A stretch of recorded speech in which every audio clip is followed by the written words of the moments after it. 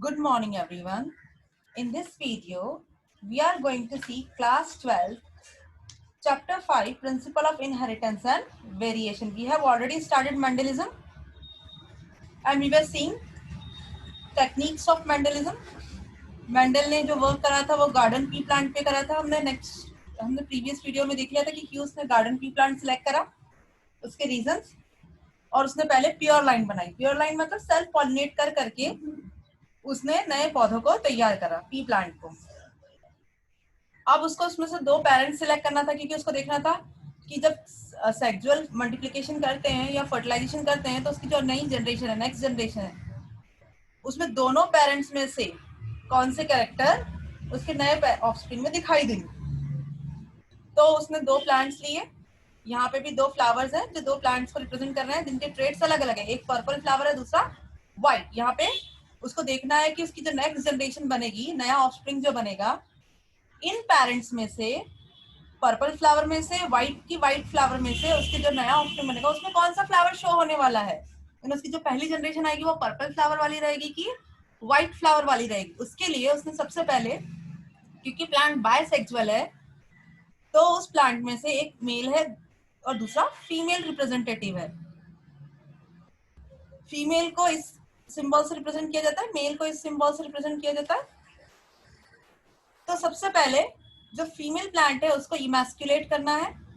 Emasculation मतलब removal of anther, उसमें से एंथर निकाल देना है।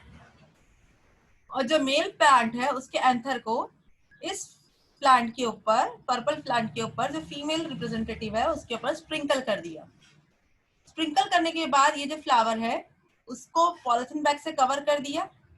ये इसलिए करा कि कोई सिर्फ मैंडल को इन दोनों पेरेंट्स को ही कंसिडर करना था, कोई तीसरे प्लांट का कोई पोलन ग्रेन ना आ जाए इसके ऊपर।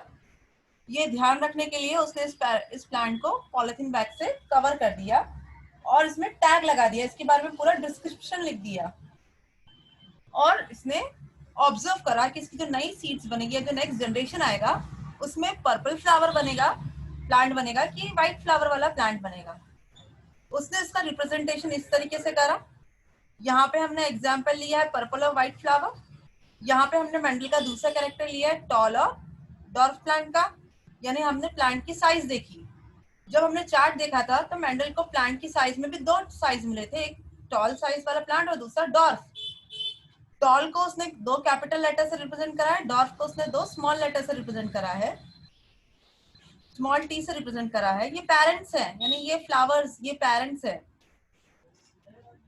इन पेरेंट्स से गैमेट बनेगा। Gamete contain half the number of chromosome. Chromosomes are always in pairs, so ये जो रिप्रेजेंटेशन करा है वो भी पेयर में ही रिप्रेजेंटेशन किया गया है लेटर्स का। टॉल को कैपिटल टी से, डॉर्फ को स्मॉल टी से।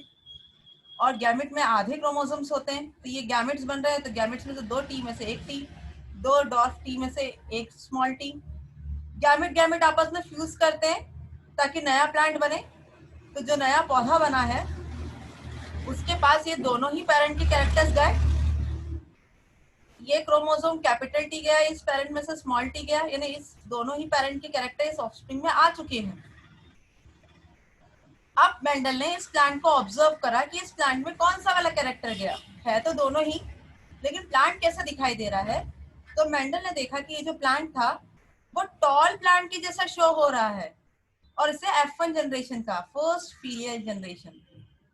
फिर मेंडल ने ऐसे बहुत सारी रेंज तैयार करी पौधों की, कंटिन्यूअसली मल्टीप्लाई करते गया, और इसी के जैसे कैरेक्टर वाले प्लांट को इसी के जैसे कैरेक्टर वाले प्लांट से फिर से मल्टीप्लाई कर दिया। उसे सेल्फिंग करना कहते हैं, ताकि सेकेंड जनरेशन दिखाई दे और वो ऑब्जर्व कर सके कि नए जनरेशन में कौन से लक्षण गए। अब यहाँ पे, क्योंकि यहाँ पे एक जैसे क्रोमोसोम्स थे तो कॉमन चले गया था, लेकिन यहाँ पे जो प्लांट है इसके पास दो अलग अलग टाइप के क्रोमोसोम है, कैपिटल टी और दूसरा स्मॉल टी। यहाँ पे भी एक कैपिटल टी, दूसरा स्मॉल टी। तो यहाँ पे दो टाइप के गैमेट बन सकते हैं, एक ऐसा गैमेट जिसके पास क्रोमोसोम कैपिटल टी वाला और एक ऐसा गैमेट जिसके पास क्रोमोसोम स्मॉल टी वाला है। सिमिलरली यहाँ पे भी। अब मेंडल ने इसको एक बोर्ड के द्वारा रिप्रेजेंट करा। इस बोर्ड को पुनेट क्रॉस कहा जाता है, ये पुनेट बोर्ड कहा जाता है। एक पेरेंट के जो गैमेट बने उसको ऊपर लिख दिए गए, दूसरे पेरेंट के जो गैमेट बने उसे नीचे लिख दिए गए और क्रॉस करा। कैपिटल टी को कैपिटल टी के साथ क्रॉस करा तो प्लांट के पास जो कैरेक्टर गया वो दोनों ही कैपिटल टी वाले गए। कैपिटल टी को स्मॉल टी के साथ रिप्रेजेंट करा तो जो पेरेंट ऑफस्प्रिंग बनेगा उसके पास जो कैरेक्टर थे वो कैपिटल टी स्मॉल टी वाले गए। स्मॉल टी को कैपिटल टी के साथ मल्टीप्लाई करा, जो भी आंसर आया उसको इस बॉक्स में फिल करा। सिमिलरली स्मॉल टी को स्मॉल टी के साथ फिल करा, जो भी आंसर है वो इस बॉक्स में फिल करा। होमोजाइगस का मतलब होता है सेम लेटर्स, अगर दोनों कैपिटल है तो दोनों ही, एक कैपिटल है तो दूसरे को भी कैपिटल होना पड़ेगा। हेट्रोजाइगस का मतलब था अलग अलग, एक कैपिटल है तो एक स्मॉल। ये भी कैसा है, होमोजाइगस, क्योंकि दोनों ही कैसा है, एक जैसा है। और मेंडल ने इस जनरेशन में भी प्लांट को ऑब्जर्व करा कि प्लांट टॉल वाला बना कि डॉर्फ वाला बना। फर्स्ट जनरेशन में तो प्लांट के पास दोनों ही कैरेक्टर थे, लेकिन प्लांट जो शो कर रहा था वो टॉल हाइट शो कर रहा था। और F2 जनरेशन यानी सेकेंड जनरेशन में उसने यही ऑब्जर्व करा कि प्लांट कैसे बना।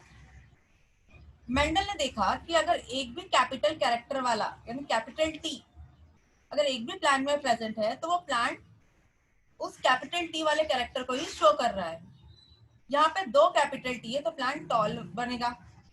यहाँ पे एक कैपिटल टी एक स्मॉल टी, तो अगर एक भी कैपिटल टी है यानी एक भी कैपिटल लेटर वाला कैरेक्टर है तो प्लांट वो कैरेक्टर को शो करेगा। Capital T stands for tall, तो यहाँ पे भी प्लांट टॉल ही बनेगा, इसमें भी प्लांट टॉल बनेगा। लेकिन यहाँ पे जो है प्लांट के पास दोनों ही स्मॉल टी है, एक भी कैपिटल टी नहीं है, क्योंकि दोनों स्मॉल टी है। स्मॉल टी किसको रिप्रेजेंट कर रहा है, डॉर्फ प्लांट को, तो प्लांट ये वाला जो रहेगा वो कैसे बनेगा, डॉर्फ। तो मेंडल ने देखा कि दिखाई देने पे 3 प्लांट टॉल है और 1 प्लांट डॉर्फ है, ऐसा रेशियो उसने क्या कहा, फिनोटिपिक रेशियो। लेकिन जब इनकी जेनेटिक स्टडी करी गई तो मेंडल ने देखा कि इस प्लांट के पास 2 कैपिटल टी है और इसके जैसा कॉम्बिनेशन जिसमें दोनों कैपिटल टी है वो कोई भी नहीं है, सिर्फ एक ही है, तो उसने एक लिख दिया। कैपिटल टी और स्मॉल टी वाले उसने ऐसे 2 प्लांट देखे F2 जनरेशन में, तो उसने वहां पे 2 लिख दिया। स्मॉल टी वाला उसको एक ही कॉम्बिनेशन दिखा तो उसने एक लिख दिया। जेनेटिक कॉन्स्टिट्यूशन को देखते हुए जो उसने रेशियो बनाया उस रेशियो को जीनोटिपिक रेशियो कहा जाता है। मोनोहाइब्रिड में हमेशा चाहे जो भी कैरेक्टर ले फिनोटिपिक रेशियो 3:1 आएगा और जीनोटिपिक रेशियो 1:2:1 आएगा। यहाँ पे मेंडल ने 2 लॉज दिए थे। First law is law of dominance and second is law of segregation और purity of gamete. We are going to see these 2 laws in our next video. Thank you.